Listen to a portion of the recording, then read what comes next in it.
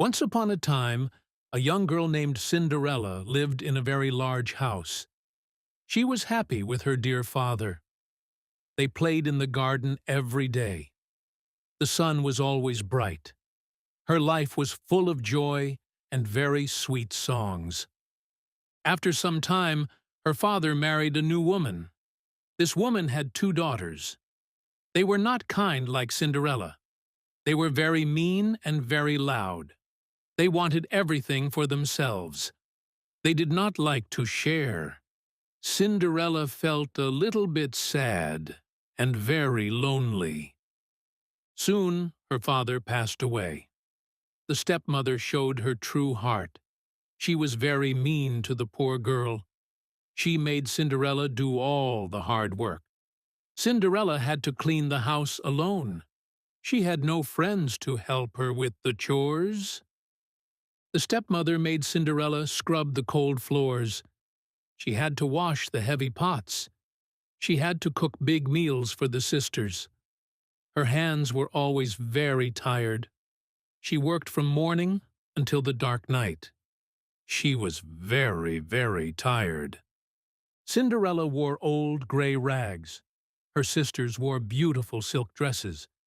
They laughed at her messy face and hair. They called her dirty names. They were very cruel to her.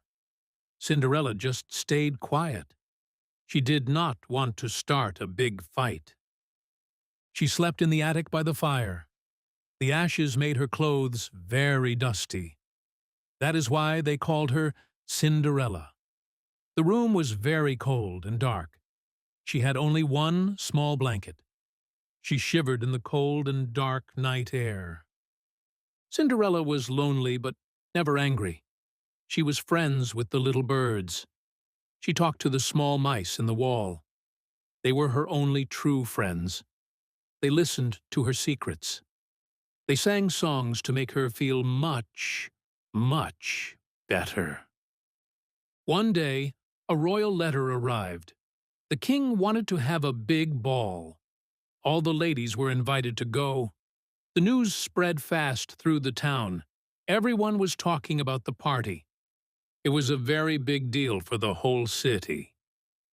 The prince wanted to find a good wife. The sisters were very excited. They wanted to marry the handsome prince. They dreamed of living in the castle. They wanted to wear gold crowns. They talked about it all day long with loud voices. "Can I go to the ball?" Cinderella asked. The stepmother laughed very loud. "You have no dress to wear," she said. "You must stay here and clean the house." Cinderella felt a tear in her eye. She was very sad. Cinderella worked hard for her sisters. She fixed their long hair. She helped them put on their fancy shoes. She ironed their silk dresses. She did not say a word. She just did what she was told to do by them. The sisters left for the big palace. Cinderella sat by the fire and cried. She felt very sad and alone. She wished she could go too. The house was very quiet now. She put her head in her hands and she cried. Suddenly, a bright light filled the room. A kind lady appeared. She had a magic wand in her hand. She had a very sweet smile. Cinderella was very surprised. She did not know who the lady was at all in the beginning. "I am your fairy godmother," she said. "Dry your eyes, dear child. You shall go to the royal ball tonight." Cinderella could not believe it. She felt a spark of hope. "But how?" she asked the kind lady with a soft voice. The fairy godmother asked for a pumpkin. She tapped it with her wand. It turned into a gold coach. It was very shiny and bright. It looked like a big piece of jewelry. Cinderella was very excited right now. Then she found 6 little mice. She waved her wand again. They became 6 white horses for the coach. They were very strong and fast. They had long tails and manes. They were ready to run to the palace for the ball. A fat rat became a coachman. 2 lizards became tall footmen. Cinderella could not believe her own eyes.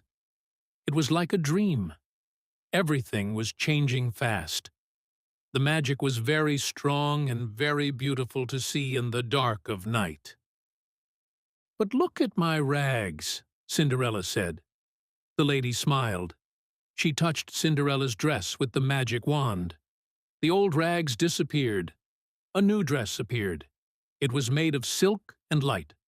It was very pretty, and very clean, too. The rags became a blue gown. It sparkled like the stars in the sky. On her feet were tiny glass slippers. They were very clear and bright. Cinderella felt like a princess. She looked in the mirror and smiled at her own face. "Go and have fun," the lady said. "But you must listen to me. You must return home by midnight tonight. The magic will stop then. You must be very careful with the time. Do not stay too late at the big party." "The magic ends at 12, she warned. "Your dress will turn back to rags. Your coach will be a pumpkin again. Your horses will be mice. Be home before the clock strikes." Cinderella promised to be very quick and very smart today. Cinderella promised to be home on time. She got into the gold coach. She felt like a real princess. The horses started to move. They ran down the road. Cinderella waved goodbye to her fairy godmother as she went to the palace. The coach arrived at the palace. It was very big and bright. Music played from the open doors. There were many people there. Everyone was wearing fancy clothes. Cinderella stepped out of the coach. She felt very nervous and very shy at first. Cinderella walked into the great hall. Everyone stopped talking. They wondered who the beautiful girl was. She looked so lovely. No one knew her. Not even her mean stepmother could see it was her. She was the star of the ball for the whole night. The prince saw Cinderella. He thought she was lovely. He walked over to her. He asked her to dance right away. He did not want to talk to anyone else. He only had eyes for her. He took her hand in his. They danced all through the night. The prince only looked at her. He did not dance with anyone else. He told her she was beautiful. Cinderella felt very happy. She forgot all about her hard life at home with her mean family. Cinderella was very happy. She forgot about the time. She forgot about the fairy godmother's warning. She was having too much fun. The music was so sweet. The prince was so kind to her. She was in love with the nice prince. Suddenly, the clock began to strike. It was midnight. Cinderella remembered the magic rule. She had to leave now. She looked at the clock. Her heart began to beat very fast. She was very scared of the magic ending right then. She ran out of the room. She ran down the stairs. One glass slipper fell off her foot. She did not stop to get it. She had to run fast. The magic was fading away. She reached the door and went outside. Cinderella did not stop to get the shoe. She ran into the dark night. The gold coach was gone. She was in the garden. She heard the clock strike 12 times. The magic was all gone now. She was very sad again.